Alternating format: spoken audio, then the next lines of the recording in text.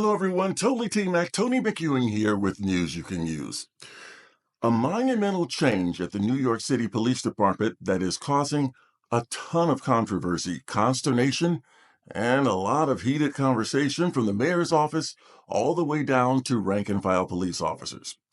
A new transparency law will now require NYPD officers to record the apparent race, gender, and ages of most people they stop for questioning, even during so-called low-level encounters where police ask for information from people who aren't necessarily suspected of a crime.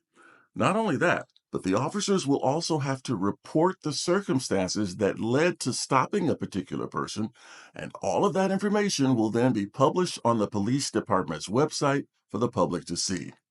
Now, this new requirement is being called a major victory by police reform advocates who say the nation's largest police department and its 36,000 officers will now be forced to more thoroughly document all investigative encounters in the Big Apple. But critics are already calling the new policy a huge threat to public safety that will only succeed in endangering residents' lives even more. Perhaps the law's most outspoken opponent is New York City Mayor Eric Adams, a Democrat and former police captain who vetoed the bill when it landed on his desk. But the city council overrode that veto. The mayor argues that in police work, minutes and seconds can make a huge difference between life and death, and that the new law will make the streets of New York a lot more dangerous, with police officers now being required to fill out additional paperwork rather than protecting and serving.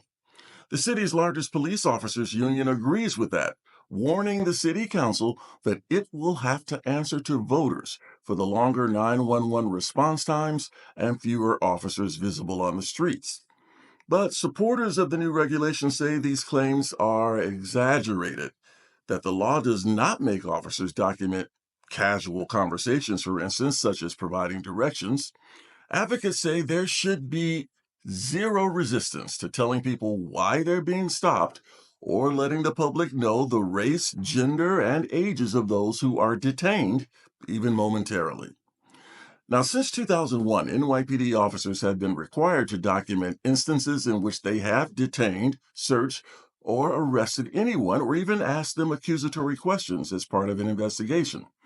The sponsor of this new law, Jermaine Williams, insists requiring officers to provide this extra information could be done in under a minute on an officer's smartphone through a system that has already been in place for more than 2 decades.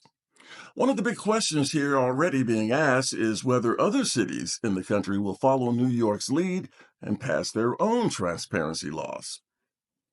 So, what do you think about this new policy? Yes or no? Feel free to leave a comment below, and I really would like to hear from police officers as well on this issue. Don't forget to subscribe and click that notification bell. Also, like and share the channel and the videos with others. And as always, have an absolutely fantastic day. And I'll see you on the next Totally T-Mac with more news you can use.